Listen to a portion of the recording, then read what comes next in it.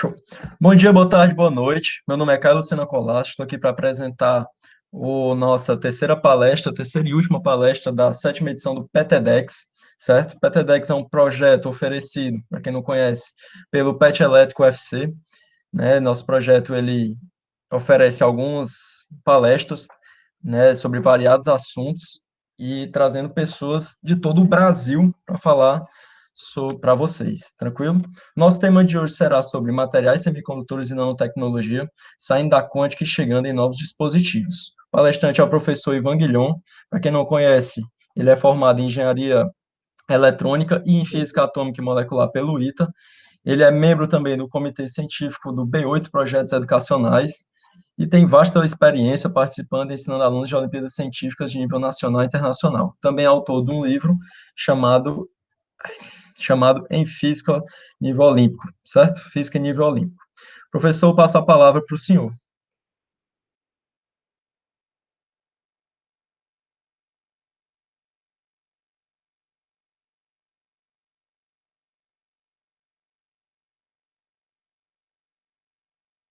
Agora estão me ouvindo.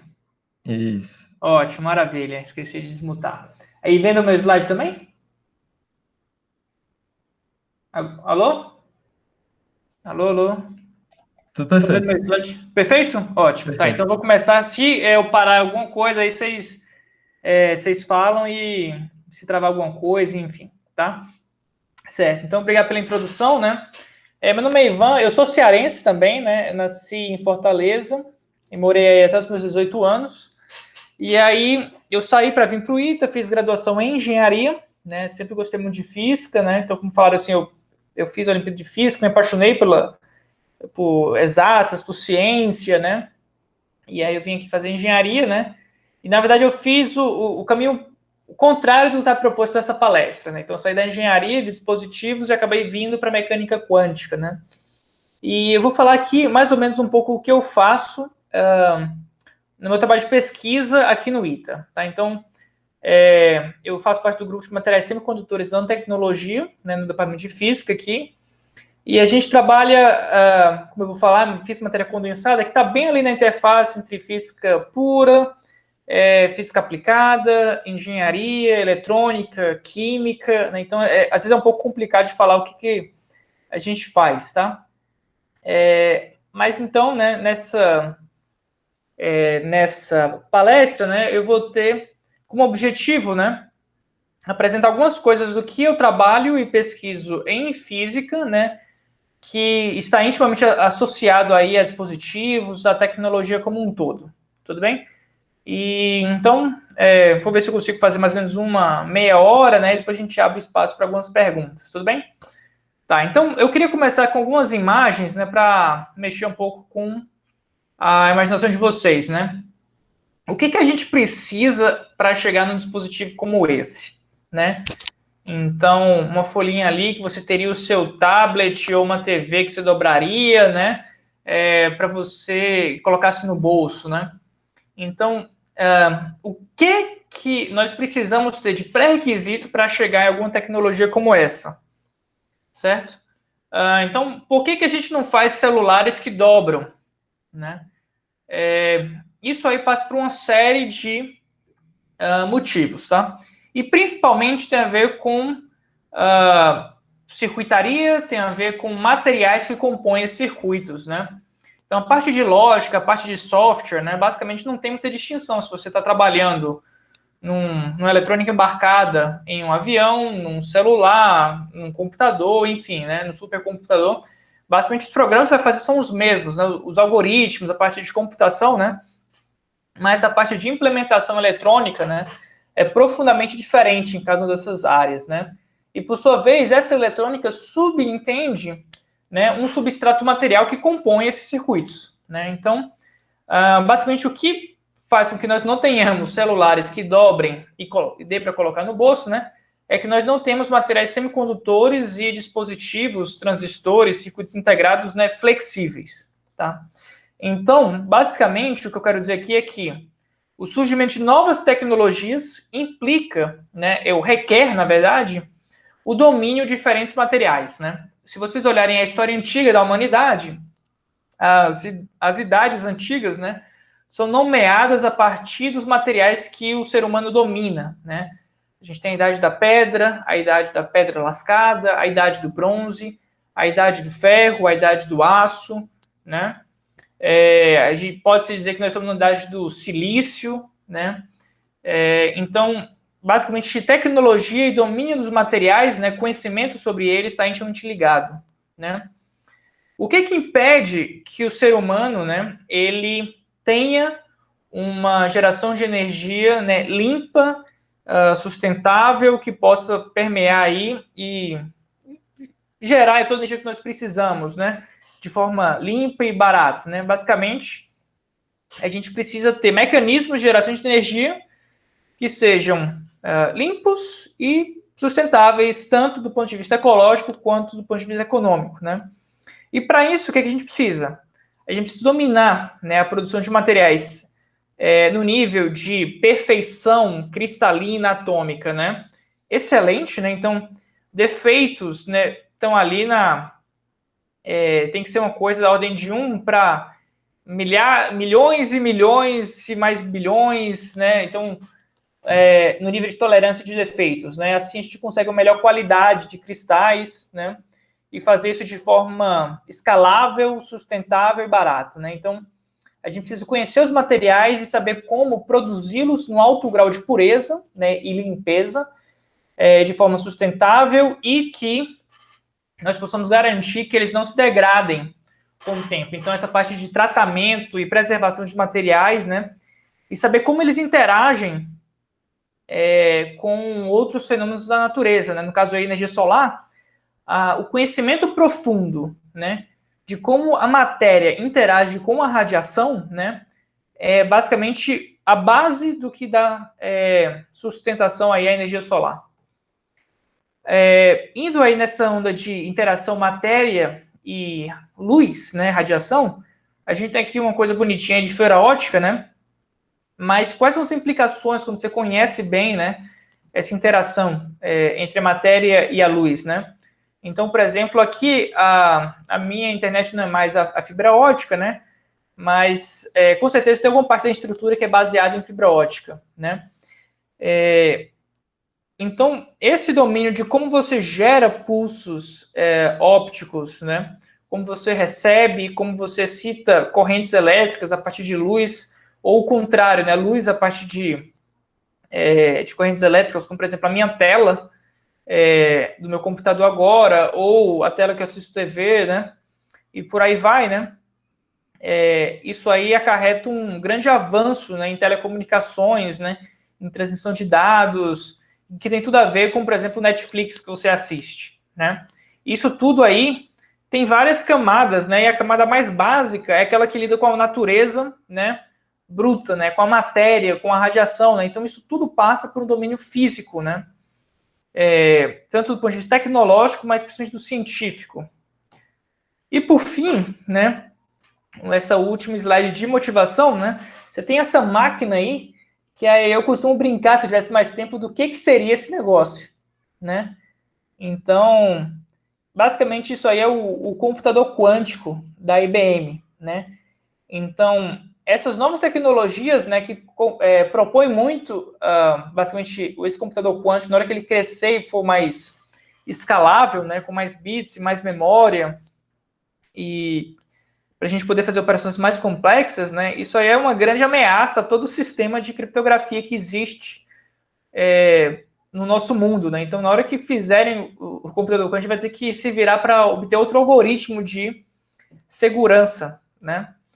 E o desenvolvimento dessa tecnologia, gente, está profundamente ligada com física, da física mais pura possível, em particular na física quântica, né? Idem para, né, a interação matéria-radiação, né?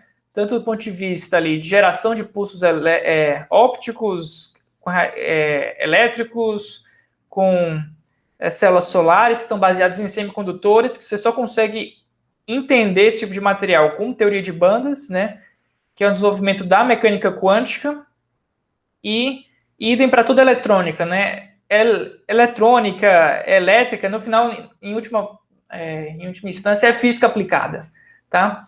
Então, computador quântico, isso aí você chama de física, você chama de elétrica, eletrônica, engenharia, né? Enfim, você precisa estar tudo isso bem ajustado, bem afinado, né, para você ter um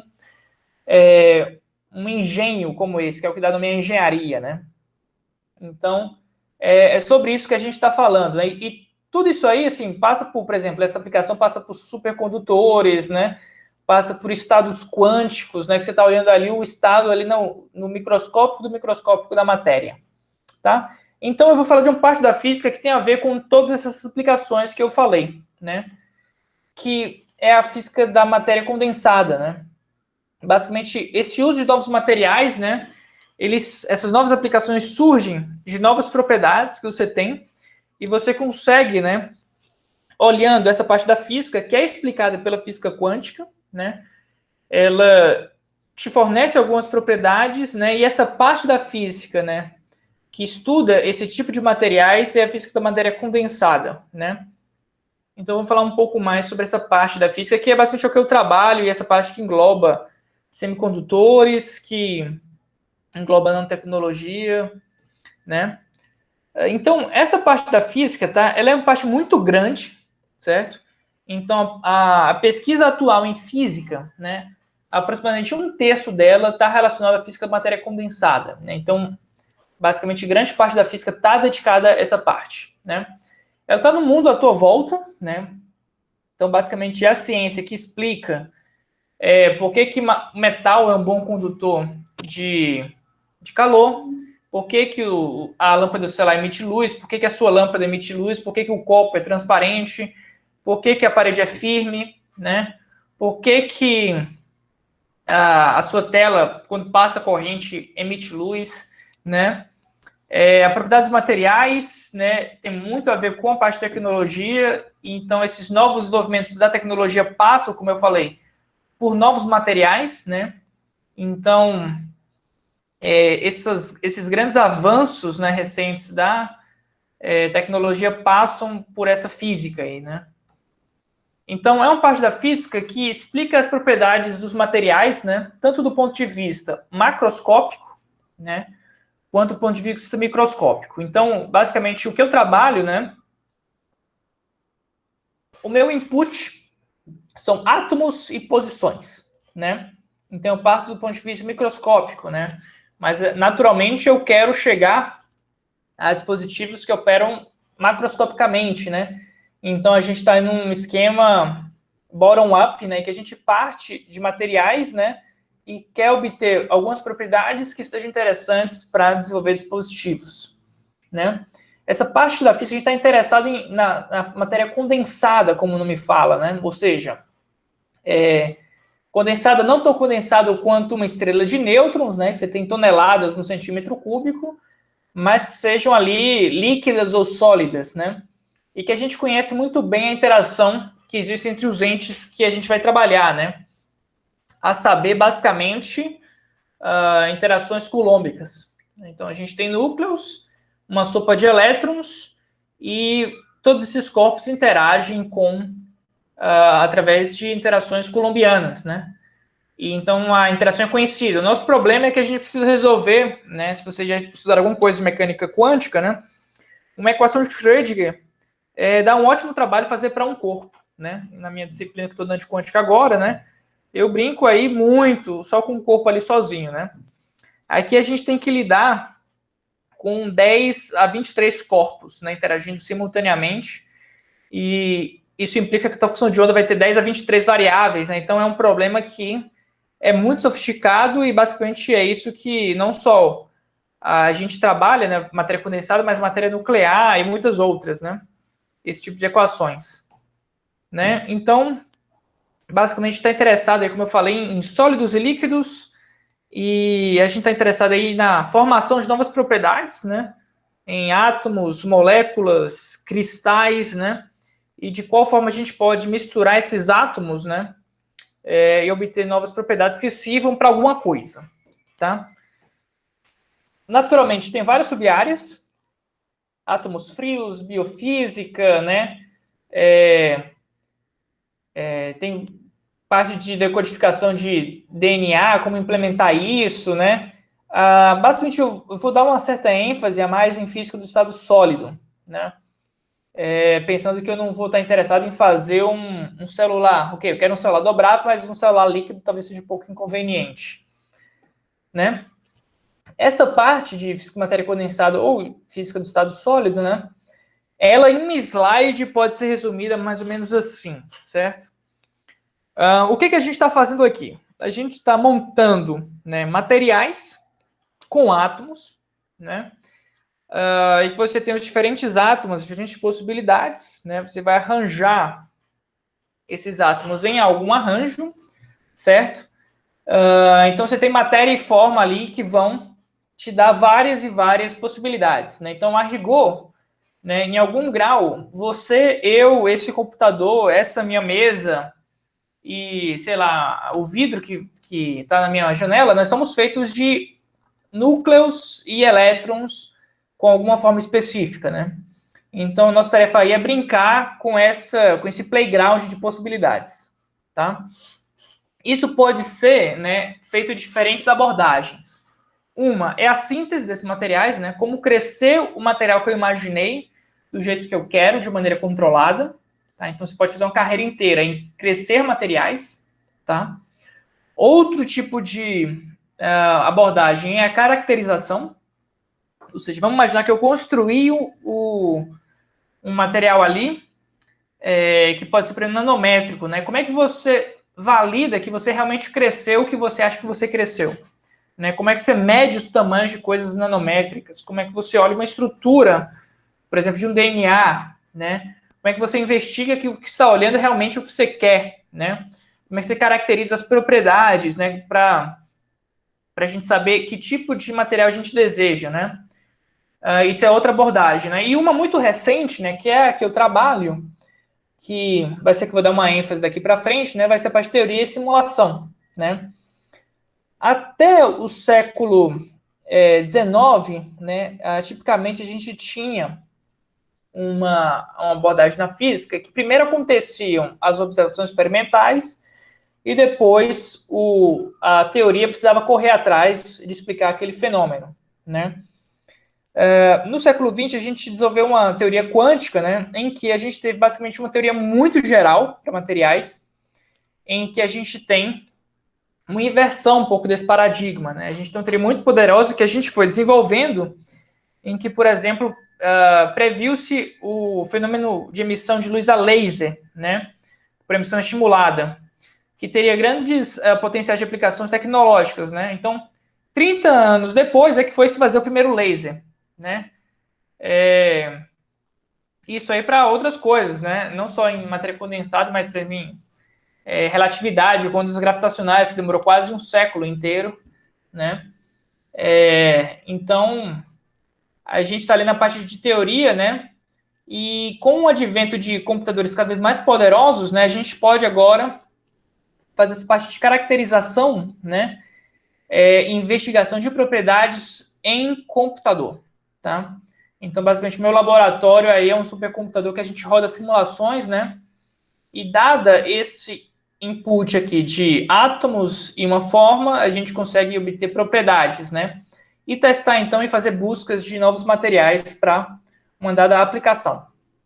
Certo? Então, o que eu faço? Basicamente, eu simulo materiais em computadores, né? Aqui, esse aí é um computador que a gente usa, né? Esse é o supercomputador Santos Dumont, que fica em Petrópolis, né? Ele é o maior supercomputador da América Latina, tá? Então, em algum lugar por aqui tem algum cálculo meu rodando, tá? Então, a gente faz estudos de propriedades, né? Que podem ser tanto uma previsão de novo material, né? Ou uma compreensão de uma propriedade que a gente observa experimentalmente a nível atômico, né? Essa propriedade aí decorre de uma interação atômica dos tais orbitais nessa estrutura que interagem dessa forma, né?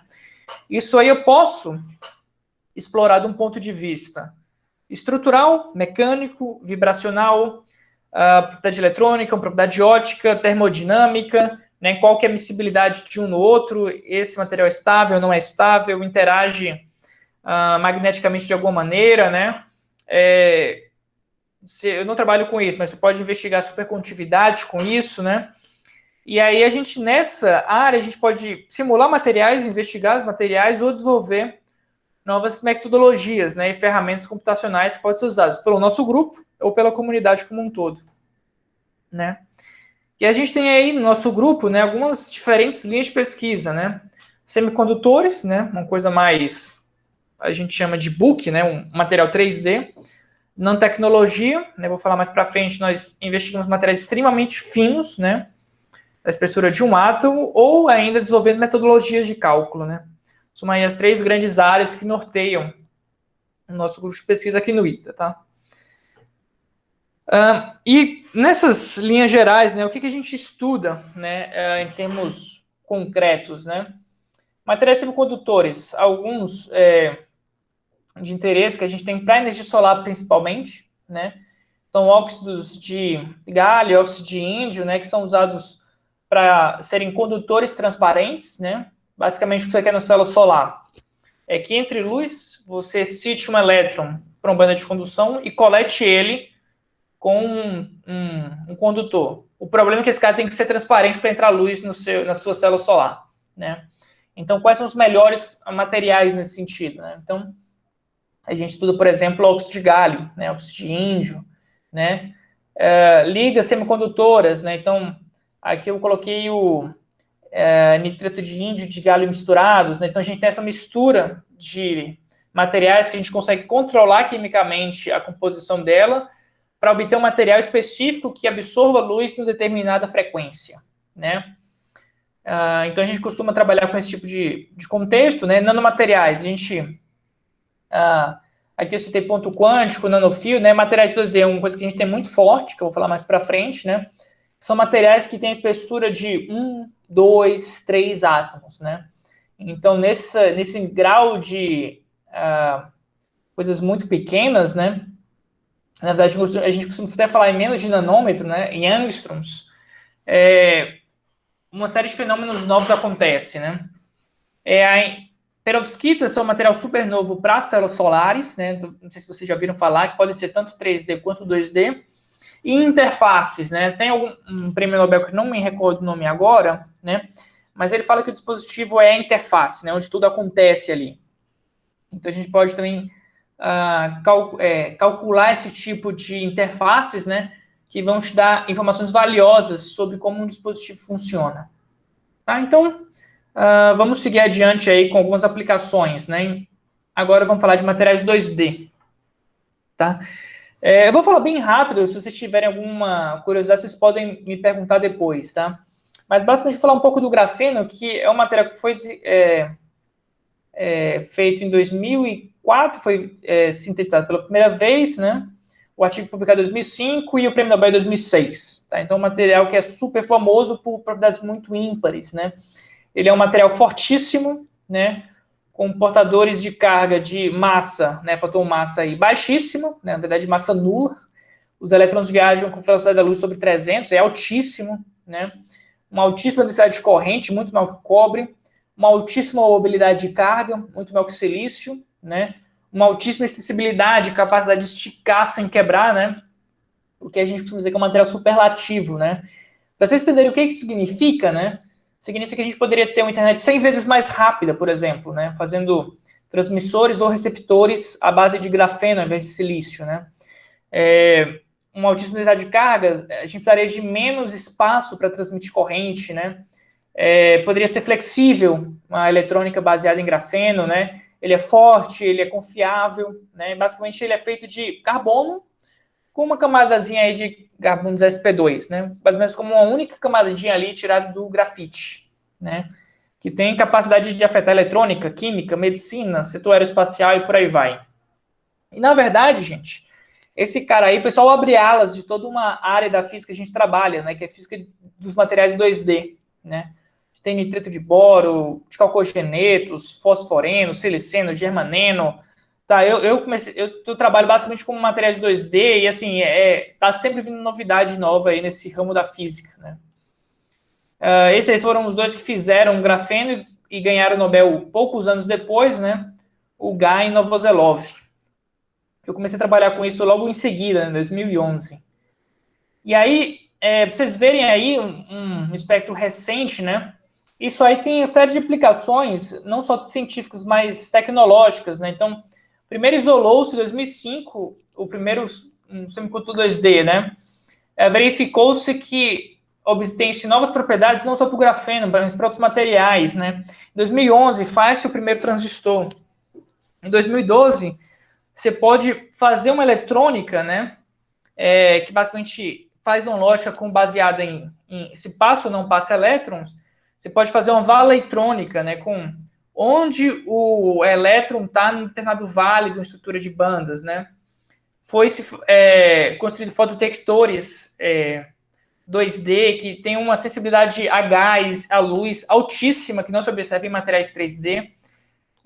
Esses materiais têm uma série de formações de muitos corpos aí, interações fortes entre eles, diextons e complexos, tríons, biextons, que não aparecem em 3D devido à baixa dimensionalidade. Os sanduíches que a gente fazia no mundo 3D com materiais, a gente agora faz com nível atômico, né? Constrói células aí extremamente finas, maleáveis, né? E a gente chega aí em altíssima eficiência, né? Eficiência quântica, né? Nessa coleta aí de luz, né? Então, basicamente, o que a gente está falando aqui é de células solares extremamente eficientes ou emissores quânticos, né? A pontos quânticos, com materiais 2D extremamente finos e flexíveis, né? Isso aí continua até hoje, né? Outro efeito muito legal aí em materiais 2D é que, basicamente, para você olhar alguma coisa, você precisa estar olhando para aquela área espacial, né? E como o grafeno aqui, um metal, você consegue confinar a luz numa dimensão de um átomo, né? Então, você pode ter uma resolução, né? Uma resolução espacial de luz concentrada e focalizada aí na distância de um átomo, né? Então, isso são coisas extremamente impressionantes, né? Do ponto de vista tecnológico que vem dessa nova ciência emergente. Aqui está uma série de trabalhos que a gente trabalha aí, você vê que tem de ano a ano, né? Novas coisas aparecendo. Alguns trabalhos aí são meus, né? Depois eu posso comentar um pouco mais sobre isso, mas a gente está aí calculando esses materiais, essas propriedades, né? E esses empacotamentos que acontecem, né? E uma coisa que eu vou falar em especial, né? São materiais 2D em computação quântica, né? Então a gente tem um trabalho aí. Eu não sou autor desse trabalho, eu participei revisando esse trabalho, estou nos agradecimentos, né? Mas basicamente é uma implementação de um bit quântico, né, com materiais 2D. A ideia geral, basicamente, é que você vai passar corrente através de um sanduíche desses materiais 2D e você tem um elétron que está num estado híbrido, superposto do material A e do material B, né? Que é aqui essa zona verde misturada, e você consegue controlar via campo elétrico onde esse material está. Se é do material A ou do material B. Então, você consegue aí implementar, como meio de materiais 2D, um bit quântico, né? Então, isso é uma coisa puramente computacional que a gente tirou aí da nossa imaginação e de observações físicas, né? A gente propôs essa metodologia em 2019 e no começo de 2020, pesquisadores experimentais verificaram, né, experimentalmente o conceito físico que a gente propôs. Então, de fato, parece que isso aí tem promissor em um certo aspecto, né? E uma coisa que eu não posso deixar de falar, que os meus colegas me matam, é o nosso principal trabalho do nosso grupo, né? Que é o método FT-meio. Então, os artigos originais são esses dois, né? Basicamente, o que esse método faz, né? Então, esses cálculos, em geral, grande parte dessa física de matéria condensada, computacionalmente falando, né, ela é baseada na teoria de função da densidade. É uma teoria padrão ali, bem conhecida, que investiga ali as propriedades eletrônicas, né, em termos da densidade eletrônica total. Isso funciona muito bem para uma série de casos, para uma série de propriedades. Eu consigo calcular para vocês estruturas de materiais, como eles vibram, né, qual que é uma estrutura mais favorecida, um pouco da eletrônica também, né? Mas tem uma coisa sistematicamente que não é o calo É o calo a pedra no sapato da DFT é o problema do gap, tá? O problema do gap de energia dos estados ocupados e estados ocupados em um semicondutor, né? Eles são sistematicamente ali subestimados de 30% a 40%, às vezes um pouco pior ainda, 70%, e às vezes até o gap chega da positivo e da negativo. Então parece que é um semimetal enquanto deveria dar um semicondutor, né? E tudo isso tem graves consequências quando você vai estudar defeitos, estudar aquela superposição de níveis, propriedades óticas para uma célula solar, cálculo de interface para uma heterojunção, que pode ser um diodo, pode ser um transistor, né? Então fica um terror, então é uma coisa que é séria, né? Esse problema. Existem uma série de diferentes estratégias para corrigir esse problema, né? Mas o DFT ele vem, né, para corrigir isso de maneira muito simples, né? Então, primeiramente, ele funciona sim, né? Observe que aqui é o gap calculado e aqui é o gap experimental, né? Essa reta aqui é do cálculo perfeito. Esses pontos azuis são o DFT padrão, né? O LDA, a princípio, uma metodologia padrão. E aqui é o LDA menos meio, que basicamente é o método que a gente propôs, né? E ele tem uma vantagem de ter uma altíssima precisão a um custo computacional muito baixo, né? Então, um material aí fictício, né? Para dar uma certa ideia de ordens de grandeza, né? Que eu consiga calcular com DFT em minutos, né? Com um funcional híbrido, que é um meio termo aí, eu teria que calcular horas, né? De cálculo, e um GW talvez um dia inteiro fazendo um cálculo, né? E o que a gente observa é que a gente tem, né, para muitos materiais, uma acurácia equivalente ao GW com um custo computacional de minutos, né? Então, nessa coisa que a gente tem aí de computacionalmente falando, né, isso é uma coisa fantástica, né? Isso significa que a gente pode rodar cálculos mais rápidos e que a gente pode ir para sistemas mais sofisticados e mais complexos, indo cada vez mais perto do dispositivo. Então, quando o pessoal da engenharia está meio que caindo cada vez no micro, né, e começando a emergir os fenômenos quânticos, né, a gente está ali do quântico querendo simular e procurar propriedades que apontem, né, para novos materiais que podem constituir aí, novos transistores, novos processadores, novas células solares, por aí vai. Esse método está começando a ser usado por todo mundo, né? Então, Canadá, Estados Unidos, Brasil, Europa, Rússia, China, Arábia Saudita, Suécia, Alemanha, França, né? Está começando a ser utilizado e a gente recebe uma vez por semana, em média, uma citação no nosso paper. Tá? Então, é uma coisa que é feita aqui no Brasil, feita no ITA, em que a gente tem muito orgulho disso, né? Então, é uma coisa que eu não posso não falar para vocês, né?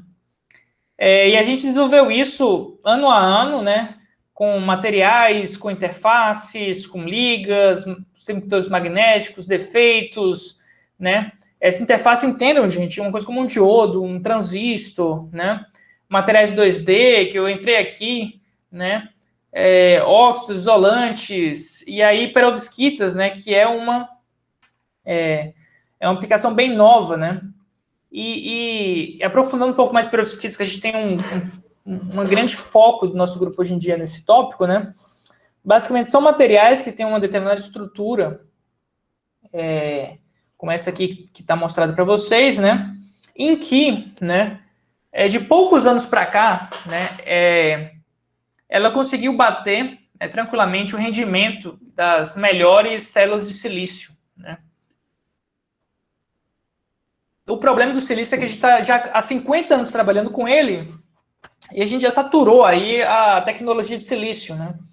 E a perovskita está aí com poucos anos, né, de trabalho, ela já bateu o rendimento aí do silício, né? Então, a nossa ideia é a gente conseguir aí gerar, né, ajudar a encontrar, né, a célula solar perfeita aí de perovskita, né? O melhor material, investigar os melhores fenômenos e o que faz a perovskita ser tão boa assim para a energia solar, né? Porque se a gente entende por quê, a gente consegue inferir um novo bom candidato, tá?